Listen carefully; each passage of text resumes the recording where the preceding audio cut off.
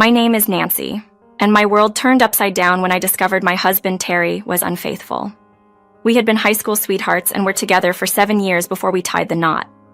It felt like we were meant to be, but our story didn't end with happily ever after. Out of the blue, one of Terry's employees reached out to me with undeniable evidence of his affair. Terry wasn't just anyone. He was a well-respected businessman in our small town. For anonymity, I've changed the names involved in my story. So, you'll hear about Terry, my soon-to-be ex-husband, and Michelle, his mother. The revelation of Terry's cheating left me in shock for a whole week. But the person who finally jolted me out of denial was none other than Terry himself. He casually mentioned that he wanted a divorce, claiming he didn't love me anymore and had already made up his mind. I was bewildered and asked him why, hoping there was some mistake. His response was blunt. He simply didn't love me anymore. When I confronted him about the affair, he turned pale, clearly not expecting me to know. His reaction shifted from shock to denial, insisting he wasn't in love with me and wanted a divorce for that reason alone. However, I wasn't about to let him off easily, especially after I'd dedicated years of my life to our relationship. I reminded him of the prenuptial agreement we had, which was ironically his idea to protect himself in the event of a divorce, aimed at preventing me from cheating. But now the tables had turned. Terry tried to persuade me to settle things amicably without adhering strictly to the prenup, clearly worried about the consequences of his actions being brought to light. This situation led me to a crossroads, facing the end of what I once believed was a perfect union, and the beginning of a challenging but necessary journey to reclaim my life and dignity. I had no intention of cheating, so when Terry suggested a prenuptial agreement, I saw it as reasonable and agreed. Little did Terry realize that one day, the tables would turn, and he would be the one caught in an affair. It seemed Terry had fallen for someone else, someone who, according to my online sleuthing, could easily be mistaken for a supermodel. Good for Terry, I thought, trying to find some humor in the painful situation. However, discovering Terry's affair didn't break me as much as it fueled a fiery determination within me. Gone were my feelings of love for him. Replaced with a resolve to stand up for myself, Terry's desire to leave me for his mistress, while also trying to sidestep the financial implications due to our prenup, only added to my anger. I made it clear to him that I wasn't going to let him walk away without fulfilling the agreement we had in place. His attempts to persuade me to ignore his betrayal for a smooth split were futile. I had evidence of his affair, and I was ready to use it. Terry's reaction was one of frustration and defiance. "Damn you, Nancy," he exclaimed, wishing I would just let him move on peacefully. But how could I, especially after he had insisted on the prenup to protect himself, now that he was the one at fault? His threats to make things difficult for me if I pursued my rightful share did nothing but strengthen my resolve. After he stormed out, likely to be with his mistress, the emotions I had tried to hold back overwhelmed me. I cried, not just from sadness but also from anger and disbelief at how wrong I had been in choosing Terry as my partner. Despite the years I had devoted to loving him, I refused to let him have the final say. In my quest for support and perhaps advice, I reached out to Michelle, my mother-in-law, who was unlike the stereotype of the difficult in-law. Michelle was incredibly wealthy, yet her character was the antithesis of her son's. She was a woman of integrity, kindness, and respect. Despite my fears of losing her due to my past experiences of abandonment, I decided to confide in her, albeit not disclosing every detail of the situation. Michelle's response was to encourage reconciliation, a testament to her loving nature. Yet I found myself in a quandary. Revealing the full extent of Terry's betrayal could potentially alienate Michelle, someone I valued deeply. My past, marked by abandonment, made the thought of losing another person I cared about daunting.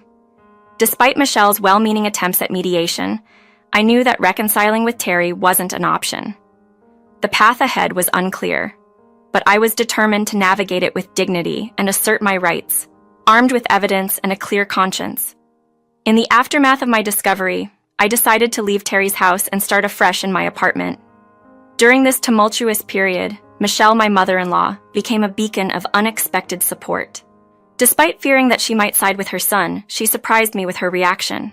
One day, Michelle urgently requested to meet me at my new place, her demeanor laden with concern. She arrived looking particularly somber, revealing she had something critical to discuss about Terry. Before she could delve into the details, I preempted her concerns by disclosing my awareness of Terry's infidelity, backed by evidence from one of his employees. Michelle was taken aback. She had only just learned about the betrayal and the ensuing divorce from Terry himself. Her immediate reaction was one of self-reproach. She lamented her perceived failure in raising her son properly and broke down in tears. Witnessing her distress, I felt a profound sense of compassion for her. Michelle had always been more than a mother-in-law to me. She had become family, offering me the maternal support I cherished. As we shared this emotional moment, Michelle hesitated, indicating there was something even graver she hesitated to disclose. Despite her fears of judgment, I assured her of my unwavering respect and urged her to confide in me. What she revealed next was utterly shocking. Terry, in a descent into vindictiveness, had concocted a plan to entrap me, aiming to have me arrested. This revelation painted a picture of Terry so dark and foreign. It was as if I had never truly known him. This plot against me, as described by Michelle, was like a nightmare unfolding in real life, challenging my understanding of who Terry was. Amidst the chaos and the threat, Michelle's willingness to stand by me and expose her son's scheme reinforced the depth of our bond. Her actions not only showcased her integrity, but also ensured that the impending divorce would not sever the familial ties we had formed. When I first fell for Terry, I never imagined I could be so mistaken about someone. Michelle's revelation about Terry's devious plan amplified my fears. He intended to stash some of his money in my new apartment and then tip off the police, aiming to protect his assets from being divided in the divorce. Our prenuptial agreement contained a clause that would nullify it if both parties were found at fault, and Terry believed exploiting this could work in his favor. He had confided this scheme to Michelle, mistakenly assuming she would keep his secret. Michelle was appalled by Terry's audacity and assured me of her unwavering support, denouncing her son's actions and expressing her shame. Michelle's solidarity was a silver lining amidst the turmoil. She reassured me that nothing could sever the bond we had formed. She viewed me as a daughter. Her determination to stand by me against Terry's malicious intent was heartening. With Michelle's encouragement, I devised a plan to counteract Terry's plot. Although I worried she might hesitate to endorse a strategy that could implicate her son, Michelle's response was unexpectedly supportive. She agreed that my plan was appropriate given the circumstances. To safeguard myself and expose Terry's ploy, I decided to install security cameras in my apartment. My building was already equipped with CCTV in the common areas, so I focused on covering the interior spaces. With assistance from a friend, I set up the surveillance system, ensuring no corner was left unwatched. Terry eventually made his move, arriving under the guise of wanting to discuss our divorce. His act was transparent, but I played along, curious to see him execute his plan. While I momentarily stepped into the kitchen, I observed him through the corner of my eye, sneaking something into my desk drawer in the study. Rather than confronting him immediately, I chose to let him believe his plan was unfolding as intended. I knew the cameras were capturing every detail of his actions. Once Terry hastily departed, his presence as aggravating as ever, I reviewed the camera footage. I was eager to confirm whether he had proceeded with planting the cash in my apartment, a critical piece in his elaborate scheme to entrap me. This evidence would be pivotal in turning the tables on Terry, ensuring his plan would be his undoing. Choosing not to inspect the cash placement myself, I aimed to convincingly claim ignorance if questioned by the police, so I verified the hidden money via my phone. Sure enough, Terry had concealed his cash in my desk, igniting a storm of fury within me. I couldn't help but feel immensely grateful for Michelle, my invaluable ally. Without her forewarning, I would have been blindsided and defenseless against Terry's accusations. With the evidence securely saved, I awaited Terry's next move. As expected, the police, accompanied by Terry, knocked on my door the following day.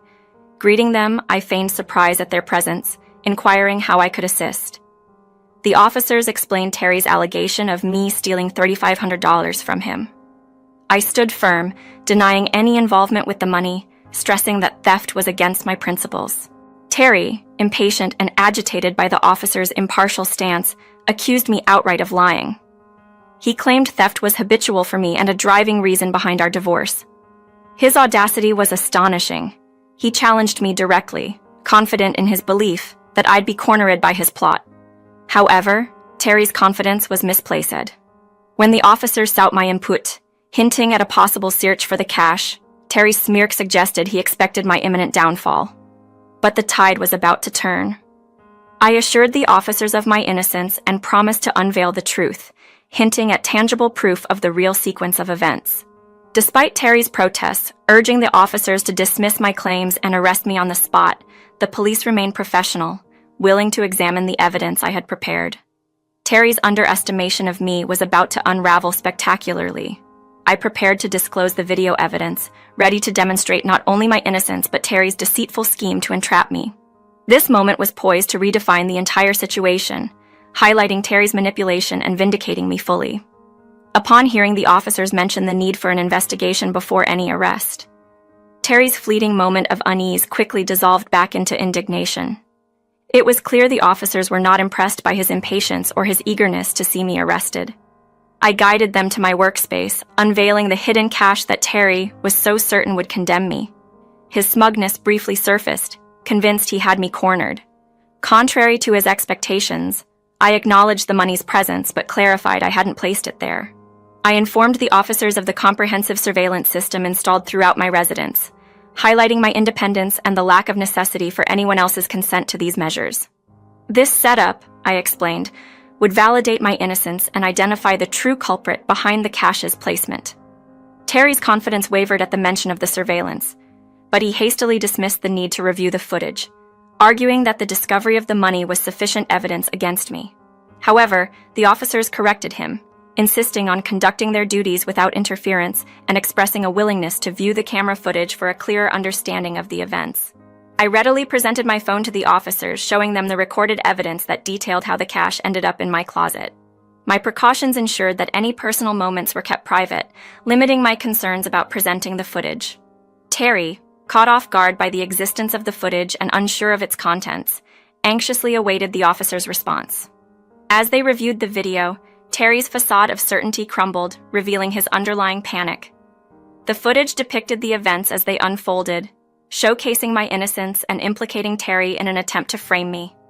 This turn of events not only exonerated me but also highlighted Terry's deception, shifting the officers' scrutiny toward him. The officers, having reviewed the footage, confronted Terry with evidence of his attempt to frame me. "It appears you were the one placing the money in her closet, intending to have your wife arrested," they noted, dismantling Terry's narrative. His protests and denials quickly crumbled under the weight of undeniable evidence, as he fumbled for an explanation that could absolve him of his actions. Terry's fear escalated as the officers outlined the potential legal consequences he now faced, including the possibility of being charged for misuse of police resources, alongside allegations of harassment and defamation against me. His initial bravado gave way to panic, visibly shaken as he tried to dismiss the damning footage as some kind of error. The police, unimpressed by Terry's attempt to backtrack, turned their attention to me, inquiring if I wished to press charges. At that moment, Terry's demeanor shifted from defiance to desperation, his eyes pleading for leniency. Despite the clear opportunity to pursue legal action, I hesitated, pondering the ramifications. "It's a misunderstanding," I suggested, hoping to resolve the matter without further legal entanglement. The officers, however, emphasized that the decision rested with me, reinforcing my right to seek justice for the wrongs Terry had committed. Faced with the reality of his precarious situation, Terry's appeal for a private resolution was tinged with urgency. "Nancy, we can sort this out ourselves. No need to involve the police," he implored, the irony of his earlier actions not lost on me. "Why not, Terry? You were quick to involve them without cause," I countered, highlighting his baseless accusations and the serious implications of his scheme. His admission of a dumb mistake was a desperate bid to evade the consequences of his actions, a last-ditch effort to salvage what little remained of his credibility. Terry's justification for his actions was to level the playing field in our divorce, afraid that I'd have the upper hand. When he mentioned his fear of me keeping the prenup advantages, I couldn't hide my disdain for how low he had sunk. "I hope she's worth it," I told him, indicating his new partner and the lengths he went to for her. The realization that he was about to face legal consequences visibly shocked him, draining the color from his face. I informed the officers of my decision to press charges, and they promptly handcuffed Terry.